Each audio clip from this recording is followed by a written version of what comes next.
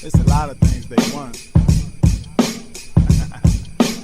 As always, we here to give them what they need, man.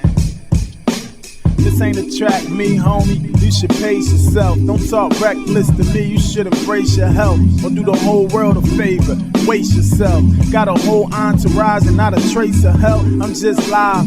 J2 to 5. I know it seems like I'm suave, but I'm deadly when I'm taking out your squad. Fuck your lessons. What if you apply? That question caught him off guard. Nothing he replied. Looked him in his eyes just so I could see if I could recognize the light that be shining from the wise. Usually can vibe with those who think similar, but those who choose not to think ain't enough perimeter. Boxing beats and rhymes. No one can do it better. What a great time it is to be a boxing fan. The roadmap headed towards the end of the year is paved in gold. We've got Ring 3 tomorrow night, and then we've got Bam Rodriguez next week. We've got Usyk and Dubois, and now November 22nd, we're going back to RIYADH season for Benavidez versus Anthony Yarde.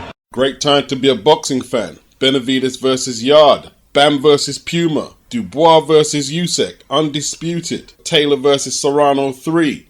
Tomorrow we got Shakur versus Zepeda. Berlanga versus Sheeraz. Fireworks are promised. Press conferences. Weigh-ins are coming thick, fast. Announcements of new matchups. The amount of data to process is why Turkey will be able to circumvent the issue of Cacace versus Morel. Because the amount of matchups being made is drowning out any pocket of the media who chooses to talk about that ped story.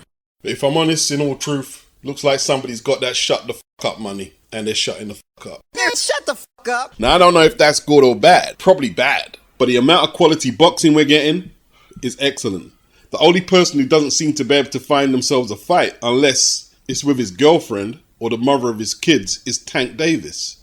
What's this kid doing? I'm not the breaking news channel. He got arrested, but it's not a story I want to cover in depth. You've probably heard what you've needed to hear already. What happened to the Lamont Roach fight? I don't know. Before the Lamont Roach fight, he said he was contemplating getting therapy, but he was in two minds about that because having a therapist probe into his brain might take his edge from him being a fighter. In hindsight, it looks like it was a bad decision. Should have took the therapy. But we'll wait for further details before further commentary. Vegas is on the sidelines right now. Currently in America, the activity seems to be centered in New York. Just the other month, we had the Times Square card in America. They also held the David Benavidez Anthony Yarde press conference in New York. So it was a very busy day. Television networks nowhere to be found. This is all about the streaming apps. So America going through a new phase, and I think it was much needed. I know what's happening with the PBC, but right now they can't use Tank Davis to be the flagship player right now. Got too much issues. Benavidez, he's being outsourced to the Saudis, and his profile has never been bigger. He's a DAZN fighter right now. Yep, he's fighting for Turkey. Is what it is. Anthony Yarde in the press conference, paraphrasing, he made a declaration he wants to go in there and bang it out with David Benavidez. Benavidez agreed to that. They were probably the most cordial with each other between all the other matchups at the press conferences. Brian Norman and Devin Haney, that went off. Devin seemed very irritated. He better take that into the ring in November because nobody's really looking for Devin to be overcautious, moving too much around the ring. And that's a very good fight. Brian Norman made a reference to everybody talking about his power, and that's what they focused on. Told us he's going to show us other things he can do in the ring. But what he's going to find is he's going to have to get after Devin and make Devin fight. That's what he's going to have to do. I don't think he can box with Devin. I don't think too many can box with Devin on a level playing field. No peds or the opponent deliberately missing the weight. Sam Noakes and Abdullah Mason. That's a good fight. That's a good fight. They were very cordial, very respectful. Sam Noakes said, did he say he's a really nice guy about Abdullah? And Fight Hype was speaking to Abdullah Mason, and within a few seconds asking him about the Sam Noakes fight and a few other things about his career, they asked him about Tank Davis getting arrested. You're asking this young guy about to fight for a world title on a huge card in Riyadh about some negative bullcrap unrelated to boxing. Somebody needs to take you to the side and tell you what's the dilly about boxing journalism, because that ain't it. So you did no homework on Abdullah's opponent. You could have asked him about Brian Norman versus Devin. You could have asked him about Yarde versus Benavidez. You could have asked him so many things. Eddie Hearn kind of snitched on Callum, didn't he? Saying he turned down the Benavidez fight. Then Callum had to clean it up and said the offer to fight Benavidez was less than what he got to fight BUATSI. And the offer from Benavidez was from the PBC. It wasn't a Saudi offer. Now that's confusing though. How would it not have been a Saudi offer if Anthony and David are fighting on a Saudi card? In New York, but on a Saudi card in November. Now, I like Callum Smith, but either him or Eddie have fumbled the opportunity somehow, is the conclusion I'm drawing. Anthony Yarde must have took whatever offer Callum turned down to get the fight, is how I'm reading it. Whether that's a PBC offer or the Saudis. Now, Callum still has that interim position, while Yarde, who'll be a voluntary for David, Yarde and Tunde probably said, forget the purse. This is an opportunity to get a world title. I win a world title, then I'll get paid. While Callum, with the interim position, is probably thinking his mandatory will be called at such and such a time. He can just get some tick over fights while he waits for that. Yarde must take full advantage of this opportunity. David hasn't scored a knockdown or come close to a stoppage in his 2 outings at 175. At 168, he was definitely more of a force. But make no mistake, they've selected Yarde because Yarde's style has the potential to make for an attractive fight. But they're also looking at his last 2 fights where he's been taking the distance. He scored a knockdown against Vilkans, who was no more than a decent European standard fighter. And I believe it was supposed to be a routine Anthony Yarde stoppage. Then he was taking the distance and went life and death with Lyndon Arthur. So perhaps they think they're catching Yarde slightly past his prime. Frank will have 2 Queensbury fighters gunning for titles on that night. It's a big night for Queensbury boxing. Big, big night. Sam Noakes. I thought about what I heard Sam Noakes say out of his own mouth the other day. And I took a few positions on what he said. He said, I have a 50% chance of beating Abdullah Mason. Either he's not very confident or he's very grounded and very realistic, meaning he knows he can't leave no stone unturned. He's got to cover all bases. He's got to have the performance of his career. He knows this. He's got to be better than anything he's done before. When I broke down and concluded his statement, he's really going to go for this. And some people said it didn't sound confident. But I don't mind him not being that confident right now because camp hasn't started. His trainer, I don't even know who his trainer is, hasn't brought back any information to Sam what he studied on tape. He's not in camp yet. It's not necessary for him to come out with a whole load of false confidence right now. He needs to build that confidence through training, set himself goals, improve the times on his sprints from his previous camps and his cardio workouts, etc. You don't want to complete the camp before you started. Yeah, I'm sure I'm going to win. I've got it all under control. No, I think he's pretty grounded. And this could be a good fight. But Abdullah could end it early, whether Noakes is confident or not, because Abdullah is an offensive monster. When I heard Martin BAKOLE turn down the HRGOVIC fight, HRGOVIC takes on David Adilier in August, I was pretty confident. I said it to give Martin the benefit of the doubt. I didn't want to sound too Nostradamus, beats, knows everything. I said, I believe he hadn't started taking the weight off like he said he was going to, like Billy Nelson said he was going to. And then I see a picture that Adi Aladipo shared and he looked very heavy. Martin, I don't want to say his career's finished, but the boogeyman aura, whatever you want to call it, it's done. It's done. Can't really be mad at him. Poor kid from the Congo, got a few quid in the bank and he's enjoying life. Not sure if Billy can get him to concentrate for a full camp right now. I'm just not sure. And he's enjoying life. And in my opinion, after getting knocked out by Parker and then getting a controversial draw against a Jagba, probably needs to take the year off, figure out if he really wants it or not. But he has to realise taking the year off is not an excuse to put on an extra however much pounds. You still got to train and work out, and more importantly, diet. Strange week for Jack Catterall. Disappointing fight against Harlem Eubank. Now, you can give Jack the benefit of the doubt, as Eubank found out that he's not world class, and his jittery performance, the biggest reason for the mediocrity we saw last week. Tweet came from Turkey, didn't like the fight. This is Jerry and Jerry, not Tom and Jerry. Rick Reno from the Ring magazine, he wasn't impressed. Jack went back and forth with Rick.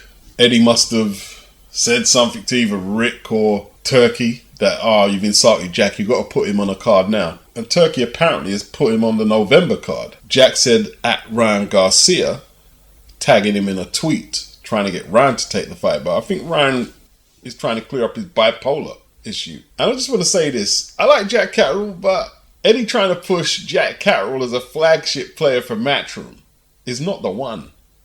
It's not the one. But Eddie has to get opportunities for his fighters. But whoever they put in front of him to fight in November, I'm not saying his last chance saloon, but it's not just about winning. He has to look good. Jack hasn't looked good for a while now. Like, he's got to take responsibility, accountability, should I say, for the Harlem Eubank fight. After the Arnold Barboza loss, Eddie Hearn, Jack Catterall, and the trainer Jamie Moore, they should have went over who they were going to fight next. What do you get out of beating Harlem Eubank? Will it put you in a good position to get good fights at 147? Is it a matchup that will be aesthetically pleasing for the buying public? And they didn't really do their job well on that, has to be said. Jack Catterall and Anthony Yarde are lucky that they're being promoted by Eddie Hearn and Frank Warren. The best thing Yarde did for his career is going back to Frank Warren. Got you a title shot. Because the current form guide, what does it say? If they didn't have powerful promoters, Yarde probably wouldn't be getting a title shot, and Catterall probably wouldn't be fighting in Riyadh on the same card. Sure, I see BUATSI going back and forth with Anthony Yarde up until recently. Like, defecting from Matchroom and DAZN was a horrible decision. He walked out on a world title shot on DAZN with Matchroom to have a couple of fights on Sky, the most of which was significant was Dan Aziz, to end up on DAZN to fight Callum Smith from Matchroom and lose. The stats don't lie. The numbers don't lie. Callum is 35 years of age. Yarde is 33. BUATSI is 32. Callum is a former super middleweight champion and a current interim light heavyweight champion. The Yarde-Benavidez fight will be Anthony Yarde's third crack at a world title. Joshua BUATSI is nowhere near even his first world title attempt. Nowhere near it at this moment. And this is all bad management. There's no two ways about it. Shane McGuigan had an interview today. And they asked him about Chris Billiam Smith. When is he next going to be out? And he said, we're still signed with Boxer. We're just waiting for a date. And you could see he didn't want to throw Ben Shalom under the bus, but he hasn't got a clue when that fight date is coming. He hasn't got a clue. Because they probed him. Do you have any idea what date Billiam Smith will be coming back? Shane had to take this long pause. And he said no. And this big announcement that Ben was supposed to make has went from a couple of days to must be near on 3 weeks or past 3 weeks, and we haven't heard anything. A lot of people were looking forward to Ray Ford versus Anthony Cacace on the Dillian White Moses automobile in Saudi Arabia August the 16th. But I was never convinced the fight would happen. The obvious reason being we saw Anthony Cacace vacate his IBF 130-pound belt to avoid his mandatory Eduardo Sugar Nunez. Nunez picked up the vacant belt in Japan with a dominant display. Cacace instead chose to fight Lee Wood in Lee Wood's hometown Nottingham on a non-title fight, and we can assume he was paid handsomely to ditch his belt. As soon as Nunez won the belt, Cacace started running his mouth that he wants to fight Nunez, which was the weirdest thing imaginable. I was picking Ray Ford to beat Cacace if the fight did happen, but it's not happening. Cacace's pulled out with a back injury. Could be genuine. A lot of people are not going to believe Cacace. Ray Ford, 26 years of age, not a huge puncher, but a versatile fighter, an improving fighter. And if I'm being objective, looking at Cacace vacating his belt to avoid his dangerous mandatory, why would he take on Ray Ford for no title? Ray Ford, 10 years younger at 26. An active fighter, a fighter who went over to Top Rank as an underdog to win his title. I would say an improving fighter, combination puncher, moves well, can fight inside, seems to have a good chin. Why would he take that guy on for no title if he was prepared to vacate his title to avoid his mandatory? Now, I know there's going to be someone in the comment section, probably a Cacace fan, who's going to say, how do you know he's not injured? Why do you believe he's injured? Because I don't. I don't believe he's injured, and it's simple as that. He might be, but I don't believe it. He's looking for paydays that offer the easiest path of resistance or a straight world title shot. Yeah, he'd fight Nunez now because he hasn't got a belt. And he got his payday against Lee Wood. He'd fight him now. Anthony Cacace is not even ranked because I'm sure once you vacate the title like that, you have to wait at least a year to resurface in the rankings. So I don't know what he was talking about. Raymond Savage 4! I'm sure he'd be banging on the door to Eddie to say, look, I want that fight next. I've been banging on the door before he even got the belt. It's up to Eddie to make the fight. I don't think Eddie gonna do that though. He love Mexican fighters. He love to build them up. He probably gonna try to give him like a hometown fight or something like that. Give him like a little tune-up. I don't really think Nunez want to fight me. I don't think they can't really want to fight me. I'm gonna try to press the gas, trying to get them in there with me. Eddie, he's saying like it's the best fight at 130. Why not make it? We ain't gotta build it up. Let's just get it on. Let's get it out the way. Ray Ford is a very popular fighter amongst hardcore boxing fans, as far as the discussions I've had online. And he doesn't complain, he doesn't duck fights. There were some who would debate it was a very quick turnaround from when he beat Kolmatov to win the WBA title last year to fight Nick Bull. In the 5 versus 5, he was hinting that he was going to vacate the belt and move up. Now, I'm not going to go as far as to say Eddie forced him to fight Nick Bull. He was paid well to fight Nick Bull. Biggest purse of his career. And you heard what he said there. He don't believe Eddie wants to make the fight. He wants to build up Nunez. He likes building up Mexican fighters. He believes they have better potential audiences. Probably believes they're more exciting, Mexican style. Nunez is the type of guy that Eddie is going to try and force feed Turkey with. But it's not like Ray Ford serves up Tom and Jerry fights either. A lot of people said Ray shouldn't have said that about Eddie Hearn. It's disrespectful. He's done a good job. Yeah, Eddie's done a good job. That's the first MATCHROOM fighter in America he's signed from a debut who's won a world title. But Ray's done extremely well too. And Ray has to think about his own career. Eddie Hearn is his promoter. Ray Ford is sitting there at number 2. Zauerbeck is going to fight Liam Wilson in an eliminator for the title, which I'm not understanding. Why are they putting Liam Wilson forward for the eliminator when Ray Ford is at number 2? Eddie has to take this into consideration. Ray Ford don't duck smoke. He wants to get on. He wants to become a 2-weight world champion. He's entitled, and in my opinion, he's right to put the pressure on Eddie. Eddie himself said, Nunez and Ford is the best fight in the division. And the thing is, you can't say that to one of your fighters, and then it doesn't look like you're busting your ass to make the fight. Sounds like a bit of a contradiction. But who would Eddie sacrifice first? Nunez, Mr. Knockouts with the title belt, or Ray Ford? Mickey Duff once said, if you want loyalty, go buy a dog. Bow wow wow. I mean, they haven't even held purse bid for Zauerbeck versus Liam Wilson. So there is a window for Nunez to fight Ray Ford as a voluntary. Right now, Nunez is a higher priority to Eddie Hearn than Ray Ford. I like watching Ray Ford fight. Hopefully, if he does leave MATCHROOM, if it becomes too pressing an issue, hopefully he stays on DAZN. Hopefully some other promoter on DAZN picks him up. Because I like watching Ray Ford. Definitely one of my favourite fighters. I'll tell you what. Just a minute ago they were calling Nunez the boogeyman. Is Ray Ford the boogeyman?